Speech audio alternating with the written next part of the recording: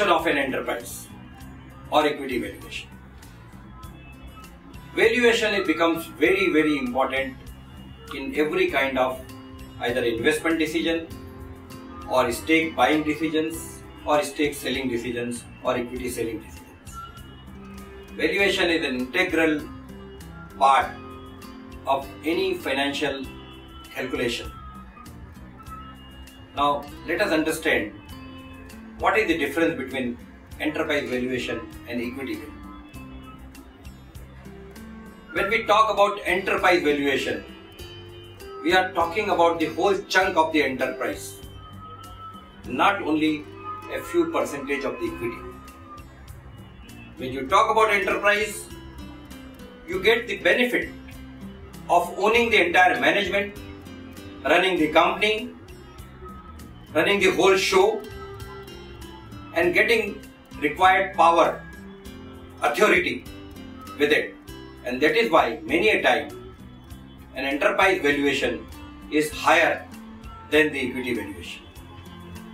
There are several methods, but the generally used methods are, in case the company is listed company, having a good listing history, the equity price per share price of this company can be considered as the benchmark price multiplied by the total number of shares, adding in that all the debts of the company, and then deciding about the percentage which you are acquiring in that company. That comes your valuation. But where you are in unknown, uncharted territory, the best method for an established company is to discount its future cash flows, DCF methods. How much cash flow this company is going to make over a period of 7 to 10 years, or depending upon the industry, even for a higher period. That one has to work out the present value of the future cash flows. The cash flow which is going to be generated 10 years later will be discounted at today's price of say was rupees 100, maybe even rupees 7 in today's price, or maybe 12, depending upon the discounting factor which you are applying. Similarly, discount for 9th year, 8th year, 7th year, 6th year, 5th year, 4th year, 3rd year, 2nd year, and the year in which you are, or the first year. And then total it up and you arrive at the present value of the future earnings by a proper appropriate discounting factor. In that, you have to put the valuation for the perpetual valuation for the infinite period,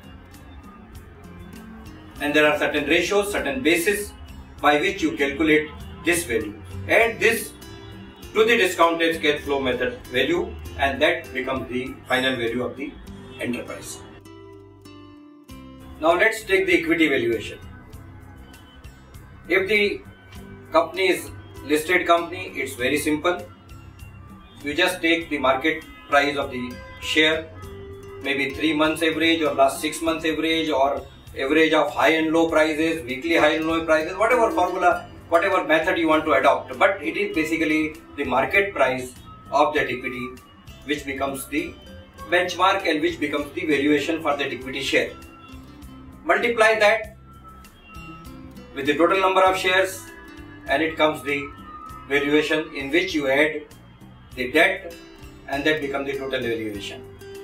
But if you really want to know that when the earning per share, which is based on the total profit made by the company multiplied by the number of shares which a company has issued, the per share valuation comes. So for example, if the profit of the company, net profit after tax, was 1000 rupees and there are total 100 shares, then the earning per share becomes rupees 10 per share. Now, depending upon the industry, depending upon the multiple which the peer companies enjoy, whether it is a B2C company, a company like Hindustan Lever, which has taken years to build its image, spent huge money on the advertisement, image building, product building, the multiple can be very high.